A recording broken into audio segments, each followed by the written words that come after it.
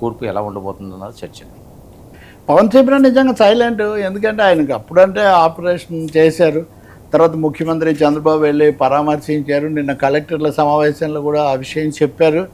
కానీ నిన్న పిఠాపురంలో వర్మను ఆ కమిటీ నుంచి పక్కన పెట్టిన, ఆ బాధ్యత నుంచి పక్కన పెట్టిన విషయం వరకు మళ్ళీ జనసేన శిబిరం నుంచి వార్తలే లేవు. నిజంగా చాలా ఏదో ఒక సంచలనం, ఏదో ఒక ట్వీటు, ఏదో ఒకటి ఉండేది. ఎందుకు పవన్ శిబిరం ఇంత నిశ్శబ్దంగా ఉంది అంటే, కొంతమంది సామెత కూడా వాడారు. నేను సామెత వాడక్కర్లేదు, కానీ విజయ్ గెలవడం అనేది తమిళనాడులో డిఎంకేకు అన్నా డిఎంకేకు కాదు, జనసేనకు కూడా కొంచెం ఇబ్బందికరంగా తయారైంది. సో వీళ్ళందరూ సమాన స్థాయి, ఇంకా కొంచెం సీనియారిటీ కూడా ఉన్న హీరోలు అంతకుముందు నుంచి రంగంలో ఉన్నారు. మనం కొంచెం విజయ్లాగా అవ్వలేదు అనే ఒక కొరత జన సైనికులకు వచ్చి ఉండొచ్చు. దీన్ని కొంచెం సంతృప్తి చేయడానికి చంద్రబాబు నాయుడు స్వయంగా రంగంలోకి దిగారు. ఇప్పుడు వాళ్ళకు పీఠాపురం అప్పగించారు. ఇదంతా జరిగినప్పటికీ జనసేన నుంచి కొన్ని భిన్న స్వరాలు. ఇప్పుడు ఉదాహరణకు బోలిశెట్టి సత్యనారాయణ, ఇదివరకు ఆయన బయటికి వెళ్ళిపోయారు, ఆయన పర్యావరణ పరిరక్షణ లక్ష్యం మిగతాది ఏం లేదన్నారు.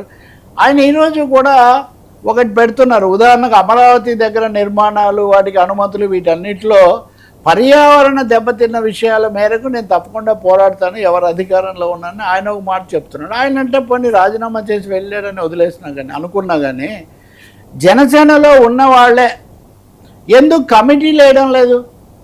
తెలుగుదేశం వాళ్ళంటే పదవులు ఇవ్వడం లేదు, కానీ మీరే ఎందుకు కమిటీలు వేయట్లేదు? 173 నియోజకవర్గాల్లో మనకు అభ్యర్థులు, మన యంత్రాంగం ఎందుకు లేదు?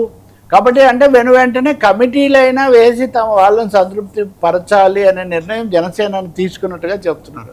దీనికోసం అన్ని ప్రతిపాదనలు ఆహ్వానించారు, అవన్నీ సిద్ధమయ్యాయి.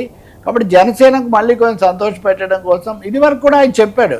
ఇప్పుడు శిక్షణా తరగతులు పెట్టారు. ఉదాహరణకు శిక్షణా తరగతులు పెట్టినప్పుడు పవన్ కళ్యాణ్ అప్పుడు కూడా కొద్దిసేపు వచ్చారేమో, కానీ ప్రధానంగా ఇతరులు బోధించారు ఎలా నిలబడాలి, ఎలా చేయాలని.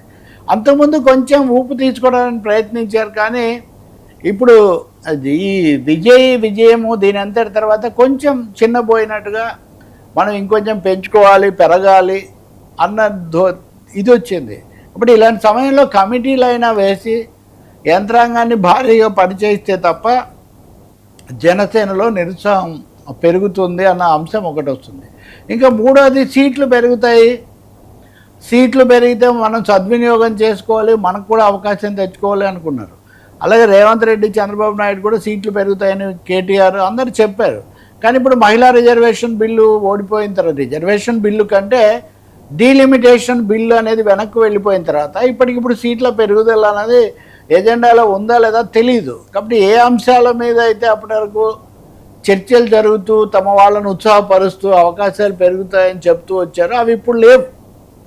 ఇప్పుడు మారిన పరిస్థితుల్లో జన సైనికులకు కొత్తగా ఉత్సాహపరిచే అంశాలు ఏంటి, అలాగే అనేక చోట్ల వస్తున్న అనైక్యతలను పోగొట్టడం ఎలా, మూడోది ఇన్ని రోజులు చేసినా మాకేమీ బాధ్యతలు, మాకేమీ పేర్లు, కమిటీలు లేకపోతే మేము ఎన్ని రోజులు పవన్ కళ్యాణ్ పేరు, పవన్ కళ్యాణ్ బొమ్మ ఒకటే చూపించుకుంటూ ఉంటాం, మాకు కూడా కావాలి కదా అని వాళ్ళు అంటున్నారు. సో ఈ కమిటీలు, కొత్త కార్యవర్గం కూర్పు ఎలా ఉంటుంది, దీనికోసం జన సైనికులు ఎదురు చూస్తూ ఉన్నారు. సార్ కేరళలో బీజేపీ టీడీపీతో రిలేషన్స్ ఎలా రీడిఫైన్ చేసుకోవాలి, అది కూడా ఒక సమస్య వస్తుంది. సార్ కేరళలో